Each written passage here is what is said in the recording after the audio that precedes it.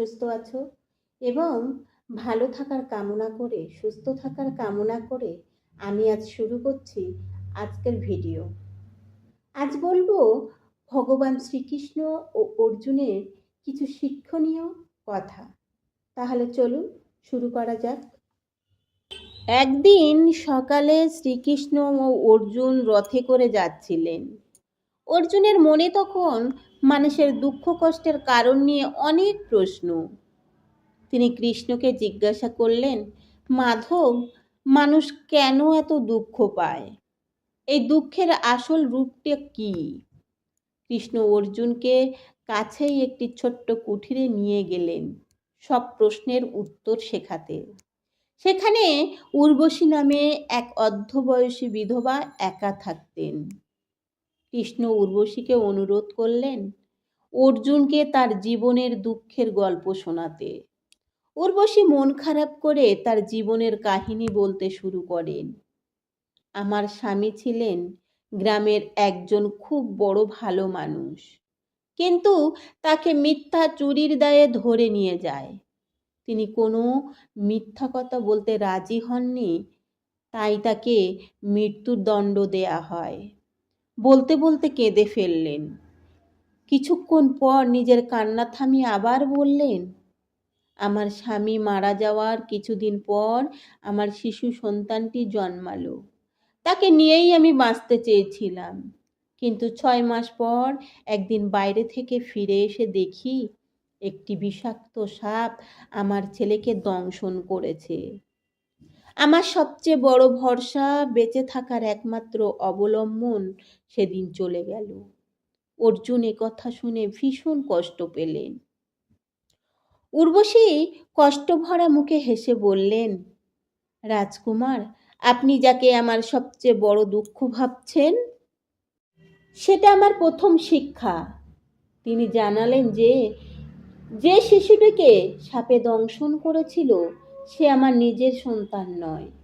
আমার আসল ছেলেটি জন্মের পরেই মারা গিয়েছিল। আমার মন ভালো করার জন্য স্বামী অন্য জায়গা থেকে একটা অনাথ ছেলেকে দত্তক নিয়েছিলেন।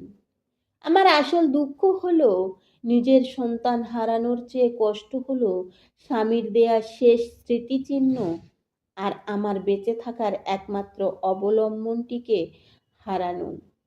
দুঃখের গভীরতা শুধু জিনিস হারানোর মধ্যে থাকে না, তা নির্ভর করে সম্পর্ক কতটা দরকারি ছিল তার উপর। এরপর উর্বশী জীবনের সবচেয়ে গোপন এবং কঠিন সত্যিটা বললেন, আমার দ্বিতীয় শিক্ষা হলো আমার স্বামী আসলে মরেননি।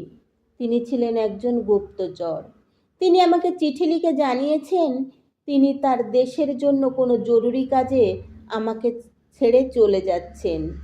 তিনি আমাকে ও ছেলেকে বিপদে ফেলতে চাননি, তাই তিনি সবাইকে জানাতে বলেছেন যে তিনি মারা গেছেন এবং আমি যেন বিধবা সেজে থাকি। অর্জুন এবং কৃষ্ণ দুজনেই অবাক হয়ে গেলেন উর্বশীর কাহিনী শুনে। উর্বশী আরও বলতে শুরু করেন, আমার সবচেয়ে বড় কষ্ট হলো আমি একজন জীবিত স্বামীর জন্য রোজ শোক পালন করি। তিনি বেঁচে থেকেও আমার কাছে নেই। তিনি তার কাজকে আমার চেয়েও বেশি বড় মনে করেছেন। মৃত্যুতে কষ্ট একসময় শেষ হয়ে যায়, কিন্তু জীবিত মানুষ চলে যাওয়ার কষ্ট প্রতিদিন নতুন করে শুরু হয়। শ্রীকৃষ্ণ অর্জুনকে বোঝালেন, দেখেছ অর্জুন, তুমি ভেবেছিলে দুঃখ হলো কেবল মৃত্যু বা কোনো কিছু হারানো, কিন্তু এই নারী প্রমাণ করলো ভালোবাসার চেয়ে কাজকে বড় করে দেখা এবং জীবিত মানুষের জন্য শোক পালন করা, এটাই হলো জীবনের সবচেয়ে কঠিন দুঃখ। দুঃখকে শুধু বাইরের ঘটনা দিয়ে নয়, মনের ভেতরের টান আর বাস্তবতার নিষ্ঠুরতা দিয়ে বুঝতে হয়। অর্জুন এই গভীর জীবনবোধ নিয়ে উর্বশীর কাছ থেকে বিদায় নিলেন। হরে কৃষ্ণ।